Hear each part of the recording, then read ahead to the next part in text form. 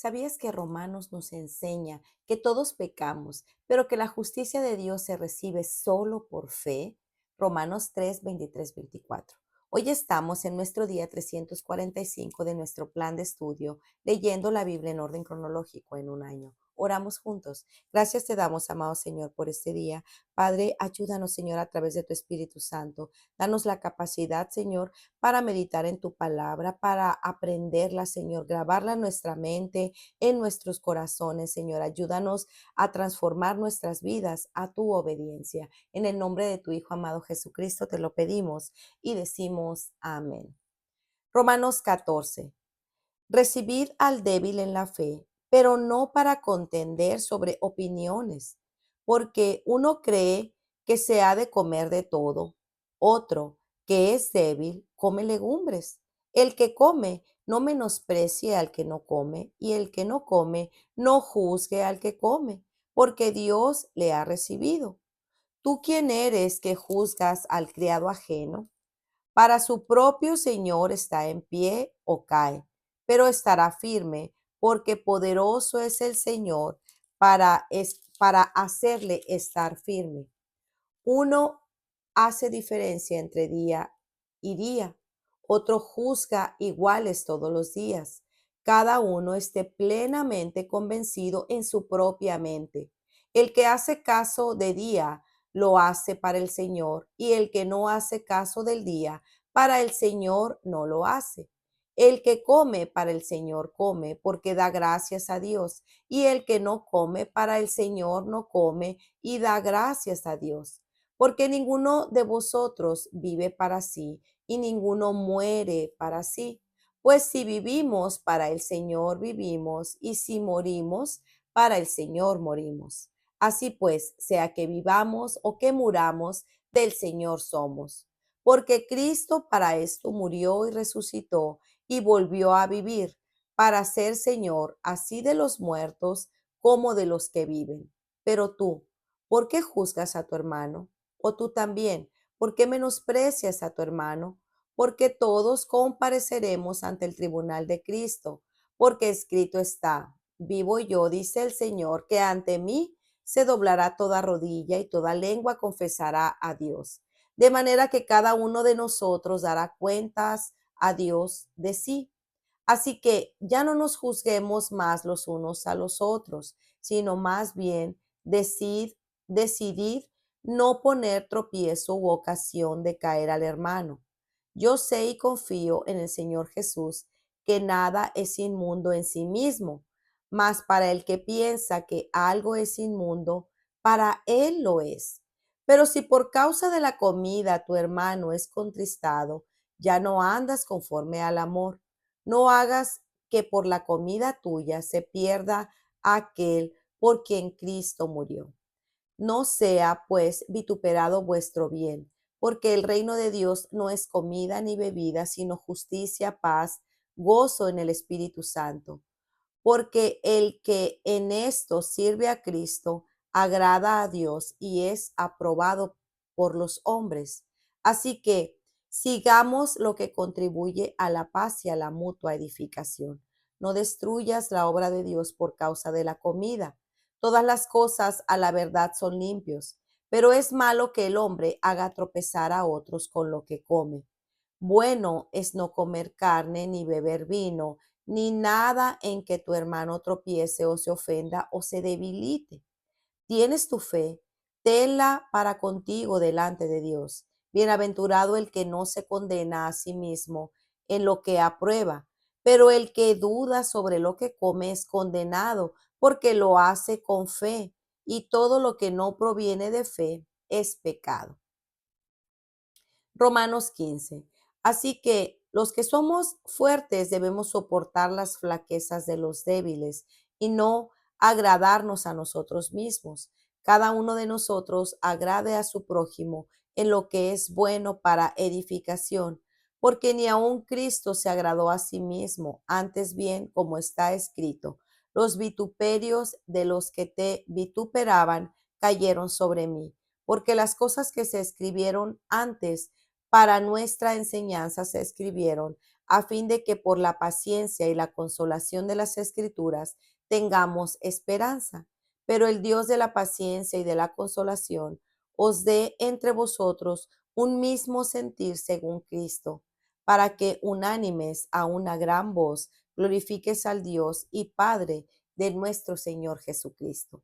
Por tanto, recibíos los unos a los otros, como también Cristo nos recibió para gloria de Dios. Pues os digo que Cristo Jesús vino a ser siervo de la circuncisión para mostrar la verdad de Dios, para confirmar las promesas hechas a los padres y para que los gentiles glorifiquen a Dios por su misericordia, como está escrito. Por tanto, yo te confesaré entre los gentiles y cantaré tu nombre. Y otra vez dice, alegraos gentiles con su pueblo. Y otra vez, alabad al Señor todos los gentiles y magnificarle todos los pueblos.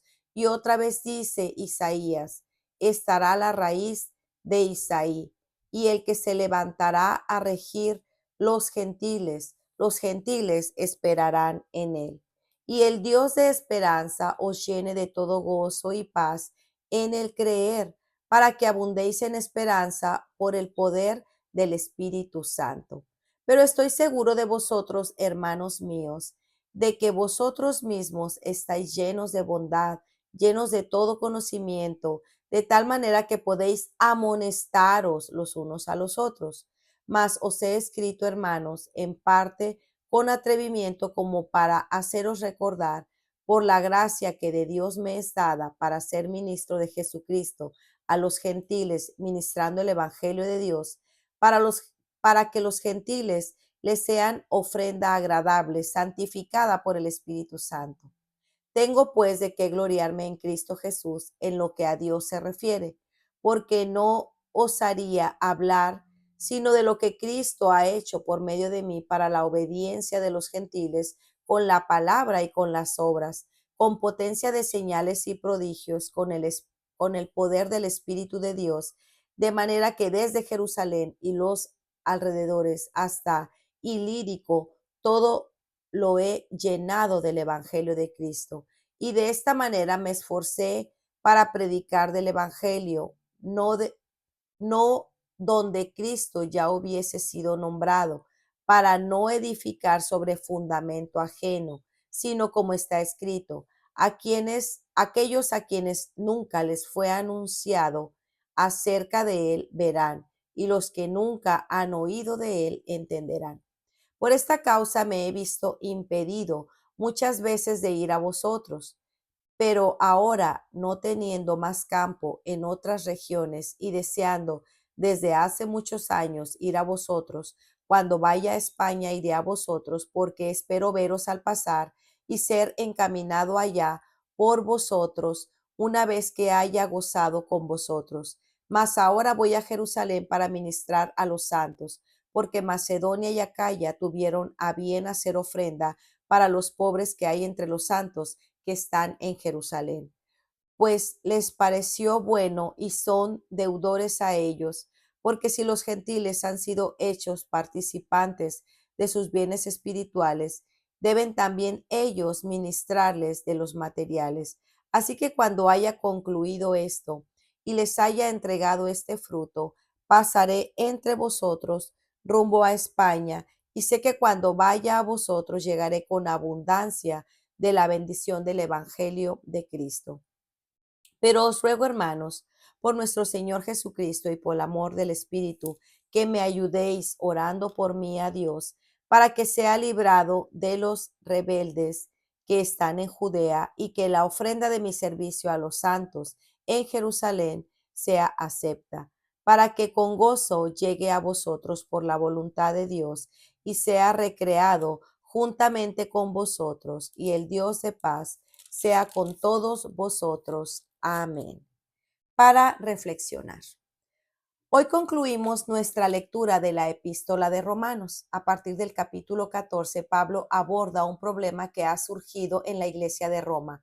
Vivir en comunidad no es fácil, y en la iglesia que funciona como una familia espiritual, los desacuerdos son inevitables. Como en cualquier familia, estos desacuerdos pueden ser desafiantes. Sin embargo, Cuando esta familia está compuesta por creyentes, la palabra de Dios ofrece la salida para cada dificultad. Y cuando esa salida es difícil de encontrar, Dios da la gracia para sobrellevarla. En esta comunidad de creyentes existían desacuerdos entre los fuertes en la fe y los débiles. Ante esta situación, Pablo busca una solución bíblica y da las directrices pertinentes para resolver estos conflictos. Lo primero que hace es exhortar a los creyentes fuertes a aceptar a los débiles, recordando que la ley del amor debe regir sus relaciones. Es importante destacar que la Iglesia de Roma estaba compuesta por gentiles y judíos. Los gentiles maduros en la fe disfrutaban de su libertad cristiana, mientras que los judíos, debido a su trastorno religioso, tenían dificultades con temas como la carne sacrificada a los ídolos, los ayunos, perdón, las ceremonias y la observancia del sábado. Dea Carson señala que estos desacuerdos no eran sobre asuntos doctrinales esenciales, sino sobre áreas secundarias o grises del Evangelio que dependían de la conciencia individual. Esto refleja en las tensiones entre la libertad cristiana y las tradiciones judías. Así que, ¿cómo debían abordar estas diferencias que dividían a la Iglesia de Roma y que lamentablemente también dividen hoy a muchos creyentes? Pablo ofrece varias soluciones prácticas. No juzgar ni menospreciar a quienes piensan diferente en estos temas secundarios. Recordar que cada creyente vive su fe según su conciencia y responde directamente a Dios, no a nosotros. Reconocer que Cristo murió y resucitó no solo para salvarnos, sino para ser Señor de nuestra vida y de nuestra muerte.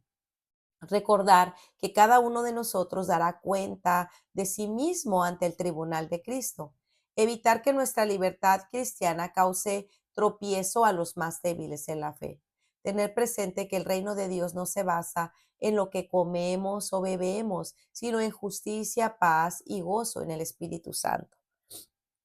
Procurad siempre lo que contribuye a la paz y a la edificación de la comunidad. Hacer todo con convicción y fe, evitando aquello que pueda generar dudas o llevarnos a pecar. El capítulo 15 continúa con el tema de la unidad y es la conclusión del contenido doctrinal de la epístola. Pablo insta a los fuertes a que no se agraden a sí mismos, sino que soporten las debilidades de los débiles, tal como Cristo lo hizo por nosotros. Pablo también destaca que todo lo escrito en el Antiguo Testamento fue para nuestra enseñanza, para que a través de la paciencia y el consuelo de las Escrituras podamos tener esperanza. Cuando ambos grupos, fuertes y débiles, practican estos principios, se crea una unidad que glorifica a Dios. En los versículos 8 al 13, Pablo muestra cómo Cristo, la raíz de Isaí, vino primero a los judíos para confirmar las promesas hechas a los patriarcas y luego extendió la salvación a los gentiles. Carson destaca que esta referencia a la inclusión de los gentiles no es solo una expansión del plan redentor de Dios, sino también una confirmación de su fidelidad a las promesas del Antiguo Testamento. Al considerar cómo Dios ha obrado en el pasado, cómo obra en el presente y cómo seguirá obrando en el futuro, el creyente debería experimentar gozo, paz y una abundancia de esperanza, sabiendo que todo está bajo el plan soberano de Dios. Carson sugiere que este énfasis en la esperanza no es solo un sentimiento optimista, sino una confianza activa en la obra redentora de Cristo que da sentido y propósito a nuestra vida diaria. En el capítulo 16, Pablo envía saludos personales a varios miembros de la iglesia en Roma, reconociendo sus esfuerzos en la obra de Dios. Menciona a varias mujeres, destacando su importante papel en el ministerio.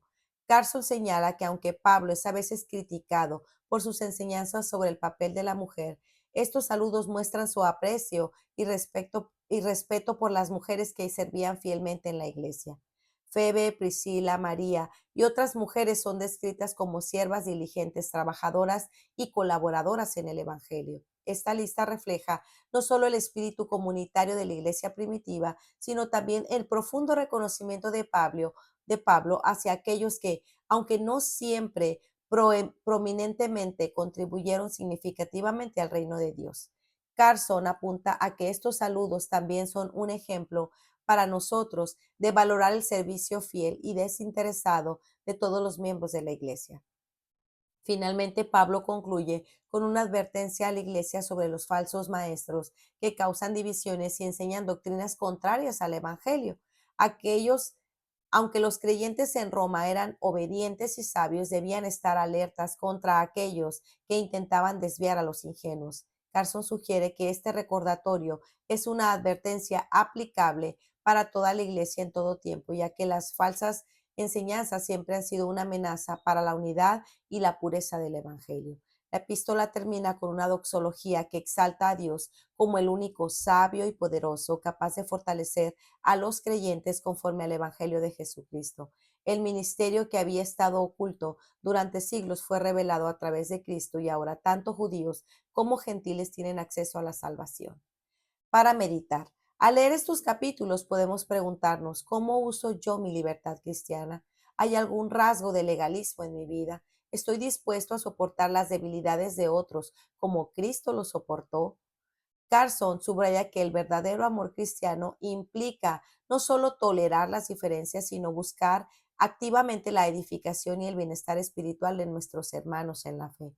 Que nuestras vidas, como Pablo enseña, reflejen ese amor sacrificial, buscando siempre la unidad, la paz y la edificación de la comunidad, para que juntos glorifiquemos a Dios, quien es digno de toda alabanza. Romanos 15:1 dice así que nosotros, los que somos fuertes, debemos sobrellevar las flaquezas de los débiles y no agradarnos a nosotros mismos. Pues muy bien amigos, este ha sido nuestro día 345. Nos vemos el día de mañana. Que el Señor les bendiga grandemente. Hasta pronto. Bendiciones.